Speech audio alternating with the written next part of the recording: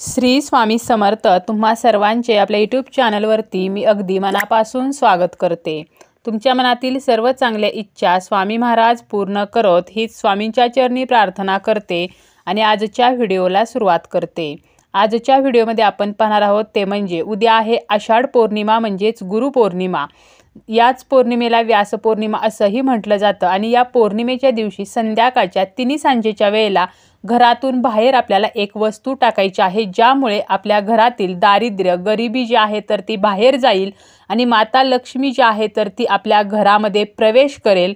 तर याबद्दलची संपूर्ण माहिती आपण आजच्या या व्हिडिओमध्ये पाहणार आहोत। व्हिडिओला सुरुवात करण्या अगोदर तुम्ही जर चॅनलवरती नवीन असाल, पहिल्यांदाच माझे व्हिडिओ पाहत असाल तर चॅनलला सबस्क्राइब करा। व्हिडिओ जर तुम्हाला माहितीपूर्ण वाटला तर व्हिडिओला सुद्धा लाईक करा। गुरुपौर्णिमेच्या दिवशी आपण गुरूंची विधिवत पूजा करत असतो, तसेच आपण या दिवशी माता लक्ष्मी आणि श्रीहरी विष्णूंची सुद्धा पूजा जी आहे तर ती करायची आहे। या दिवशी तुम्ही जास्तीत जास्त नामस्मरण करायचं आहे, जास्तीत जास्त आपल्याला गुरूंची सेवा करायची आहे, आपल्या कुलदेवीची सुद्धा सेवा करायची आहे आणि पौर्णिमा असल्यामुळे आपल्याला माता लक्ष्मीची सुद्धा सेवा करायची आहे। तसेच काही उपाय सुद्धा करायचे आहेत आणि यापैकीच हा अतिशय प्रभावी असा उपाय आहे जो आपण संध्याकाळच्या वेळेमध्ये करायचा आहे।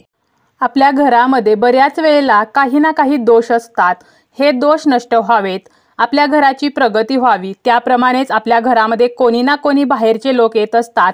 काही लोक जे आहेत तर ते चांगल्या भावनेने येतात, परंतु काही लोक आहेत ज्यांच्या मनामध्ये आपल्याबद्दल वाईट भावना असते। अशा लोकांना आपले चांगले जे आहे तर ते बघवत नाही, तर अशा आपल्याबद्दल वाईट चिंतणाऱ्या लोकांमुळे सुद्धा काही नकारात्मक ऊर्जा जी आहे तर ती आपल्या घरामध्ये निर्माण होत असते आणि याचे दोष आपल्या घराला लागत असतात।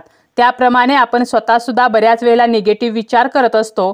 घरामध्ये जर 2 व्यक्तींमध्ये मतभेद झाले, भांडण झाले, तर रागामध्ये आपण वाईट बोलतो आणि मग याचे सुद्धा दोष निर्माण होतात आणि घरामध्ये नकारात्मकता वाढीस लागते आणि या नकारात्मकतेमुळे आपल्या घरामध्ये संकटे, अडचणी सुरू होत असतात। घराची प्रगती होत नाही, प्रगतीमध्ये बाधा येते। तर या अडचणी मग आर्थिक असू शकतात, जसं की घरामध्ये पैसा येत नाही किंवा आलेला पैसा टिकत नाही। घरातील जी कर्ती व्यक्ती आहे तर त्या कर्त्या व्यक्तीला सतत अडचणींचा सामना करावा लागतो। तर यासाठी आपल्याला हा जो उपाय आहे तर तो करायचा आहे। आता हा उपाय आपल्याला कधी करायचा आहे तर संध्याकाळी 3 सांजेच्या वेळेला करा किंवा तुम्ही संध्याकाळपासून रात्री 12 पर्यंत जरी हा उपाय केला तरी सुद्धा चालेल। तर बघा, तुम्हाला संध्याकाळी 6 किंवा 6:30 वाजल्यानंतर तुम्हाला 7:30 वाजेपर्यंत हा उपाय करायचा आहे। शक्यतो याच वेळेत करा, परंतु या वेळेत शक्य नसेल तर अगदी तुम्ही रात्री झोपण्या अगोदर जरी हा उपाय केला तरी सुद्धा चालेल। आता या उपायासाठी आपल्याला काय लागणार आहे तर आपल्याला काळे तीळ घ्यायचे आहेत किंवा तुम्ही काळे उडीद घेऊ शकता। बघा, पांढरे तीळ घेऊ नका किंवा उडदाची डाळ घेऊ नका, अख्खे जे उडीद असणार आहेत तर ते तुम्ही घेऊ शकता। म्हणजे काळे उडीद किंवा काळे उडीद नसतील तर काळे तीळ जे आहेत तर ते घ्यायचे आहेत। 1 चमचाभर आपल्याला काळे तीळ घ्यायचे आहेत। 2 लवंगा घ्यायच्या आहेत। लवंगा घेताना त्या फूल असलेल्या असाव्यात आणि अखंड असाव्यात, तुटलेल्या फुटलेल्या लवंगा घेऊ नका। तसेच 2 वेलची घ्यायच्या आहेत। 2 काळे मिरी जे आहेत तर ते सुद्धा घ्यायचे आहेत आणि आपल्याला 1 हळकुंड घ्यायचा आहे। तर एवढं साहित्य आपल्याला घ्यायचं आहे। हे सर्व साहित्य आपल्याला काय करायचं आहे, एका प्लेटमध्ये घ्यायचं आहे आणि तुम्हाला सर्वप्रथम देवघरासमोर बसायचं आहे। श्रीहरी विष्णूंचं आपल्याला स्मरण करायचं आहे। तसेच तुम्हाला माता लक्ष्मीचं सुद्धा स्मरण करायचं आहे। तुमच्या ज्या काही इष्टदेवता आहेत, म्हणजे ज्या देवावरती तुमचा विश्वास आहे, जी तुमची कुलदेवी आहे, तिचं स्मरण करायचं आहे। आणि यानंतर या ज्या वस्तू आहेत सर्व वस्तू ओंजळीमध्ये घ्यायच्या आहेत आणि तुमच्या घरातील सर्व कोपऱ्यांना, सर्व भिंतींना या वस्तूंचा स्पर्श करायचा आहे, म्हणजे आपल्या ओंजळीचा स्पर्श करायचा आहे। आणि यानंतर तुम्हाला तुमचा जो मुख्य दरवाजा आहे त्याच्या बाहेर यायचा आहे आणि आतील बाजूला तोंड करून उभं राहायचं आहे आणि यानंतर मुख्य दरवाजावरून 7 वेळेला आपल्याला या वस्तू ओवाळून घ्यायच्या आहेत आणि यानंतर घरापासून थोडंसं दूर जायचं आहे। त्या ठिकाणी तुम्हाला या वस्तू फेकून द्यायच्या आहेत। तुमच्या घराच्या आसपास चौक असेल तर चौकामध्ये नेऊन या वस्तू टाका, परंतु एक काळजी घ्यायची आहे की या वस्तू कोणाच्याही अंगावरती पडणार नाहीत, कोणाच्याही अंगणात पडणार नाहीत किंवा कोणाचाही या वस्तूंवर पाय पडणार नाही। एखाद्या झाडाखाली जरी तुम्ही बुडक्यामध्ये या वस्तू टाकल्या तरी सुद्धा चालतील, कारण आपण जेव्हा या वस्तू घरावरून ओवाळून घेणार आहोत त्यावेळेला आपल्या घरातील सर्व नकारात्मकता यामध्ये कॅप्चर केली जाणार आहे आणि या वस्तू जर कोणाच्या अंगावरती पडल्या किंवा कोणाचा जर पाय यावरती पडला तर त्या नकारात्मकतेचा त्या व्यक्तीला त्रास होऊ शकतो आणि कोणताही उपाय करताना आपल्याला समोरच्या व्यक्तीला त्रास होणार नाही किंवा आपल्यामुळे विनाकारण कोणालाही कोणतीही अडचण निर्माण होणार नाही, या दृष्टीने आपल्याला हे उपाय करायचे आहेत। आणि जेव्हा आपण हा उपाय करणार आहोत तर त्या अगोदरच तुम्हाला काय करायचं आहे, तर एक बादलीभर पाणी तुम्हाला तुमच्या घराबाहेर ठेवायचं आहे आणि जेव्हा तुम्ही या वस्तू फेकून परत याल तर त्यावेळेला मागे वळून पाहायचं नाही, कोणाशीही बोलायचं नाही, तुम्ही हा उपाय करत आहात कोणालाही सांगायचं नाही। आणि घरात जाताना आपल्याला काय करायचं आहे, तर हे जे आपण बादलीभर पाणी ठेवलेलं आहे तर आपल्याला हातपाय स्वच्छ धुवूनच घरामध्ये जायचं आहे। म्हणजे आपल्याला जी काही नकारात्मकता आहे तर ती घराच्या बाहेरच सोडायची आहे आणि आपल्याला फ्रेश होऊन घरामध्ये जायचं आहे।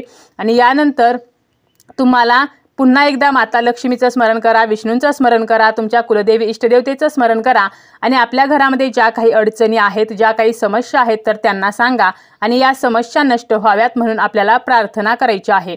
तर अशा प्रकारे अतिशय साधा आणि सोपा असा उपाय आहे, तर नक्कीच तुम्ही करू शकता, ज्यामुळे सर्व दोष जे आहेत तर ते नष्ट होतील।